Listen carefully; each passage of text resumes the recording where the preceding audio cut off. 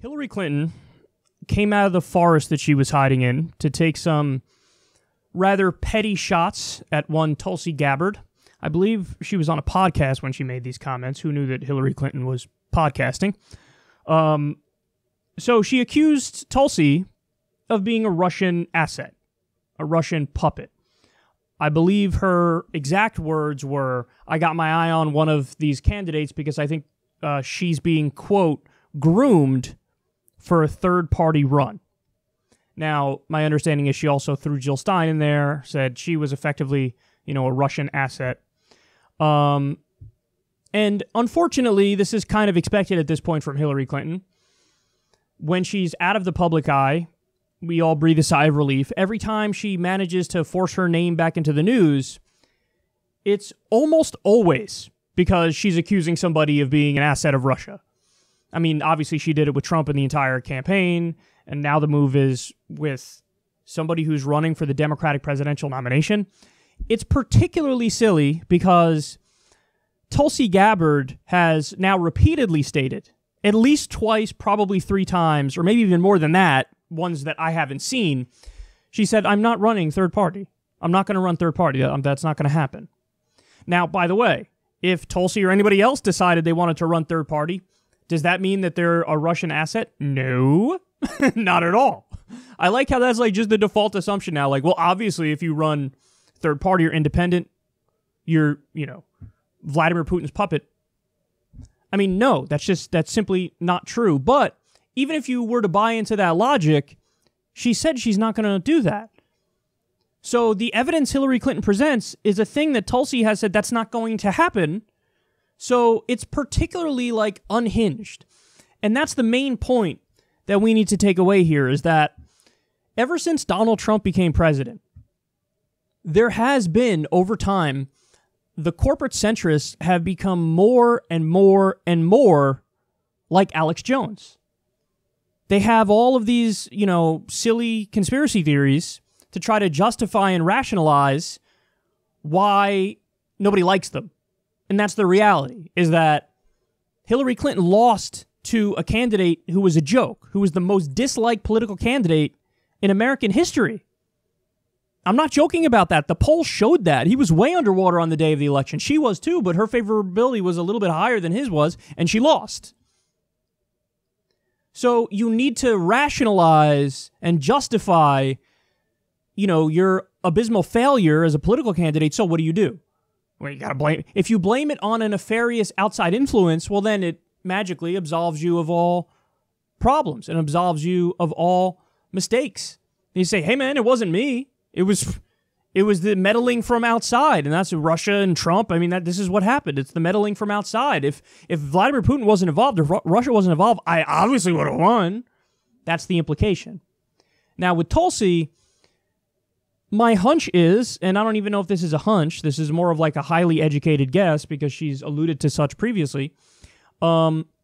Since Tulsi is bucking the elite narrative on Syria, and since she calls out the regime change war in Syria and the fact that the U.S. government has been directly and indirectly trying to topple Assad in Syria, since Tulsi's against that, they're using that as further evidence. Like, see, she's doing Putin's bidding. Why? Because the Syrian government is allied with Assad.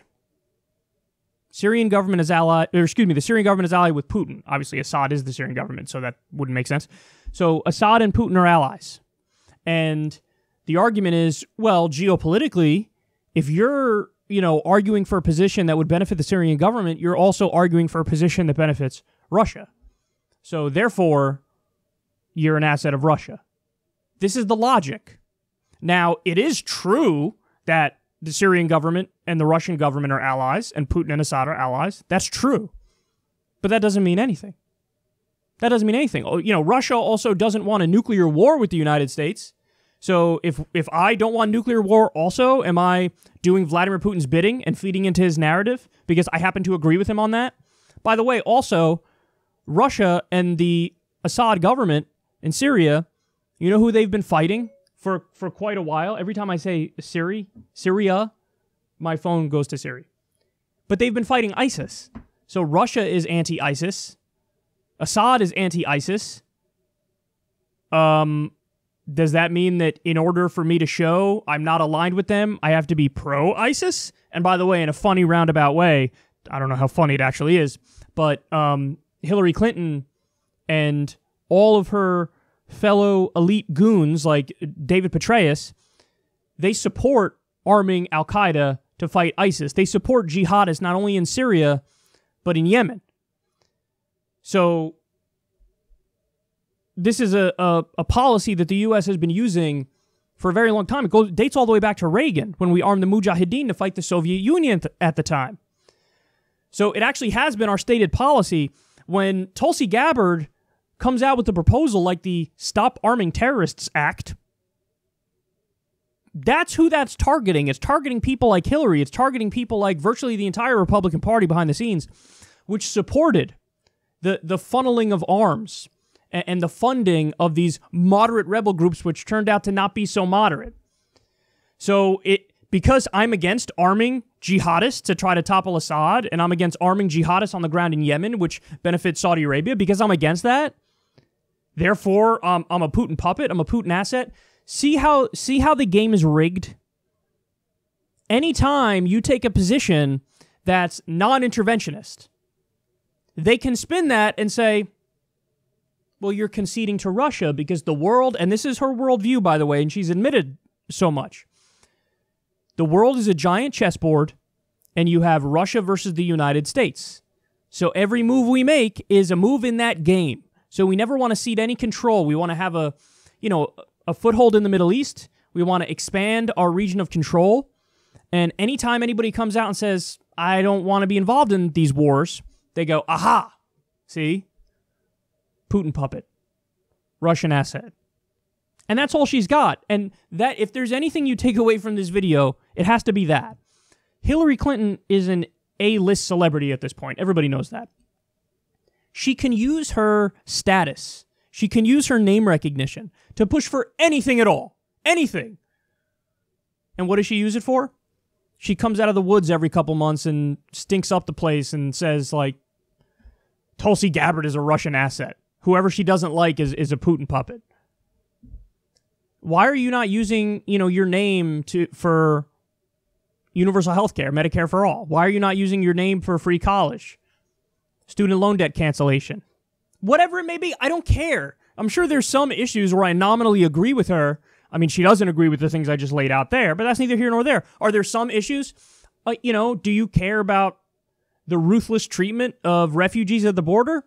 Well, actually, no, she probably doesn't. But, anything, you could use your status for any issue to put it front and center. But instead of doing that, all you have is nothing but vitriol and smears for people that you don't like. And it's really disgusting. And by the way, I've disagreed with Tulsi pretty strongly recently on a variety of issues. She kind of awkwardly defended Ellen hanging out with war criminal George W. Bush. She pretty clearly, if you're willing to be intellectually honest about it, backed off of Medicare for all and is doing the language of, if you like your private plan, you can keep it. If you have a union plan, if you have an employer plan, you can keep that if you want to keep it. Well, then that's not Medicare for all.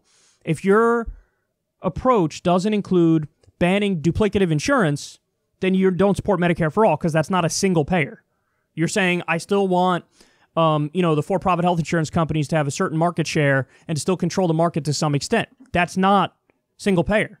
The only kind of private insurance that's okay is supplemental. If you're talking about anything beyond supplemental, that's not single payer Medicare for all, period.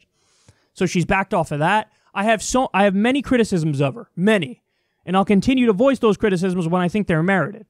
But the idea that she's somehow a Russian asset or a Putin puppet because she's not a warmonger like Hillary Clinton, she's not for every interventionist regime change war, I mean, that just shows you how intellectually bankrupt Hillary Clinton is. That if anybody deviates slightly from that narrative, from the consensus in Washington, D.C., which is a neocon consensus, well, then obviously something's got to be wrong with them. They must be compromised. Because it can't be that, you thought about this issue objectively and you realize that, oh my God, all of these things we're doing are terrible, And in fact, it makes the problem worse, the problem that we say we're solving, which is defeating terrorists. It actually makes that problem worse. Couldn't be that, no. It must be that if you don't support all these wars, that you're a Putin puppet. And it also must be that I will say that you're a spoiler because you're going to run third party, even though you're not going to run third party. And even though if you did, you probably wouldn't even be a spoiler. But it doesn't matter. Smears don't need to make sense. Even she said repeatedly, I'm not going to run third party. Doesn't matter. I think she's being groomed by Russia to do just that. And Hillary said the same thing with Jill Stein. By the way, it's a misnomer that Jill Stein cost Hillary Clinton the election. Simply not true. The math does not add up. They have very clear exit polling. They asked the people who voted for Jill Stein, oh, like, who would you have voted for if Jill Stein wasn't in the race? And there weren't enough Green Party voters that would have flipped to Democratic to hand the election to Hillary Clinton. It's just simply not true. But, again, what do you see here from Hillary Clinton? It's a pattern. The pattern is, I'll blame everybody but myself. Every now and then she nominally says, oh, yeah, sure, I'll take credit for all the things that I didn't do that were wrong and blah, blah, blah. But it always comes with a by the way. It always comes with a but. And the but is always the thing with the emphasis. And the Russians, James Comey, Jill Stein, and now already they're going after Tulsi preemptively, and anybody who deviates from, the standard line. And Tulsi's theory, by the way, is that the reason why Hillary Clinton despises her is because she resigned from the DNC very famously in 2016 in a high-profile way because she realized they were screwing Bernie Sanders, so she resigned and endorsed Bernie Sanders. Tulsi says she thinks those are the origins of Hillary hating her. I think that's certainly part of it, but, I actually think that the Syria thing is bigger to her, and I think they use that as further evidence, again, with the phone kicking on.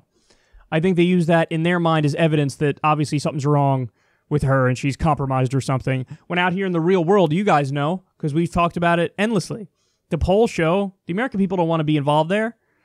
They don't want to be involved there at all, myself included. And so what happens? Well, and you would know this if you had some, name recognition in the politics sphere, but I've been accused of it too. I've been accused, oh my God, Russian asset, Putin puppet, yada, yada.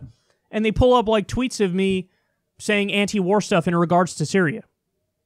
Yeah, because I believe the anti-war position is the correct position. I don't believe in illegal and offensive wars against country that didn't attack us. But they pull it up and they're like, aha! It's like, what do you mean? How silly are you? But that's where we are. And the dominant strain of thought in the Democratic Party, this establishment centrist corporatist line of thought, is Alex Jones level now. And they're willing to say stuff like this based on no evidence. By the way, now everybody's come out and they've defended Tulsi. And I'm sure Hillary Clinton is secretly fuming behind the scenes. But you even had Mayor Pete even came out and defended Tulsi. Beto O'Rourke came out and defended Tulsi. And then you had, of course, the more anti-establishment candidates who did it and did it quicker.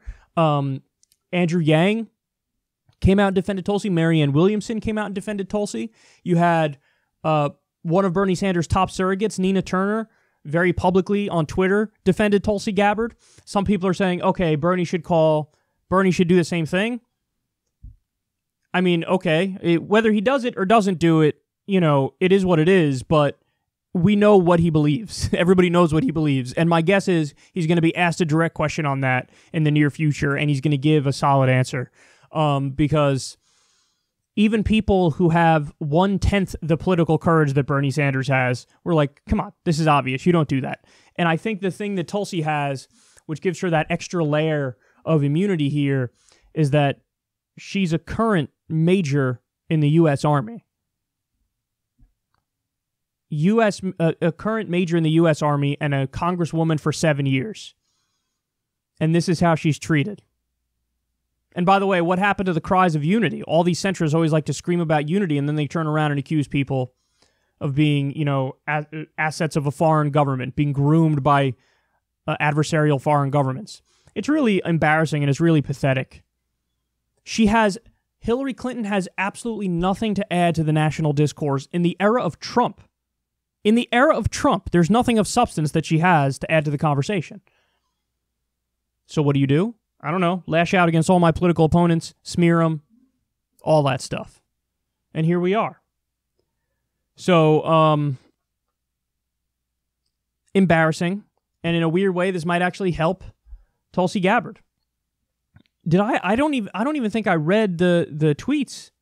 Wow, what a lapse of judgment there. What a mistake. I accidentally skipped over it. Here's what Tulsi said. Great. Thank you, Hillary Clinton. The queen of warmongers, embodiment of corruption, and personification of the rot that has sickened the Democratic Party for so long, have finally come out from behind the curtain. From the day I announced my candidacy, there has been a concerted campaign to destroy my reputation. We wondered who was behind it and why. Now we know.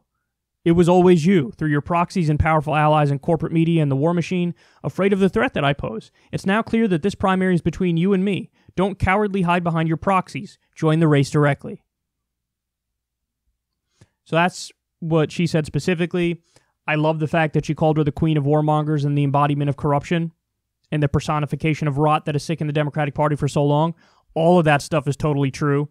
And finally, you have people in the Democratic Party directly calling out Hillary Clinton, and she's touching that third rail, and she doesn't care, and I respect that because Hillary, she's a relic of the past, and she belongs there. She lost to the most easily beatable person in American history. She lost. I don't know why she shows her face in public at all anymore, ever. Ever. So, credit to Tulsi for that. I will say that last part is weird, and I don't understand that. It's clear that it's now a primary between you and me. You know, Tulsi, I love you, but you're polling at like 2%. You can't, that's not a thing. It's between you and me. What? What does that mean? No, you're polling really low. That makes no sense. There's a lot of people who are polling ahead of you. So it's like a weird attempt to take this thing and try to elevate it further, to try to, force yourself into a higher position in the primary. I don't understand that. You could have done without that. But it is possible that the whole, prodding her to join the race is a chess move, because if Hillary jumps in the race, who does that benefit? Bernie Sanders. Because Hillary Clinton, the polls show, she pulls more support. She pulls pretty much all of her support from the Joe Bidens and even the Elizabeth Warrens, believe it or not, even though they're not very close ideologically. A lot of former Hillary people went to Elizabeth Warren. So basically people would flee Biden, people would flee Warren, and people would flee maybe, the cloud boot jars, however many supporters she has, the Cory Bookers, even the Mayor Petes. So she would pull from everybody else except Bernard. So if she jumps in, that actually would benefit Bernie. I don't know, maybe Tulsi's seeing the chessboard and thinking of that, but it strikes me more as that may be accidental, that it would be a burst to Bernie, and it would be a boost to Bernie, and she's calling for that. But either way, I like the fact that she's directly calling her out as a warmonger and corrupt and things like that. It's about time somebody started saying it from inside the house. I'm outside the house. I've been saying it for a long time. A lot of us outside the house have been saying it for a long time. But she's in D.C., she's part of this club. Not part of the elite corrupt club, but she's part of the, the elite class of politicians. She's in Congress. So she's part of that DC machine. And it's very rare anybody calls her out directly inside the Democratic Party. And that's unfortunate. So it's great that she did it, and people should rally around her for that reason. What's really interesting, guys, is in the fallout, I didn't see a lot of... Obviously, MSNBC's all in on pro-Hillary Clinton nonsense because they're hacks. But the other Democratic candidates didn't even really wag their finger at Tulsi and say, don't call her a warmonger, don't call her corrupt. And I would have expected that they didn't do that. They really all were just kind of like, Hillary shouldn't say that without evidence. That's kind of crazy. So, hey, maybe... I saw somebody tweeted maybe this is the straw that broke the camel's back, and finally we'll put an end to this McCarthyite nonsense that's been floating around since the election. And I don't know, it's possible that that's the case, because it's like a forceful denunciation, like a how dare you sir moment, where it's like, stop playing around, stop being ridiculous, this is nonsense. Maybe it does have that impact, I don't know, but either way, it's only a positive thing that she was directly called a warmonger and corrupt and basically told, get out of the way. Get out of the way. I mean, Hillary Clinton's time has passed. That's really obvious. So she's so irrelevant, she has to kind of force her way into the news cycle in the grossest way possible. Because, of course, she could never do it through policy and actually caring about fixing the country.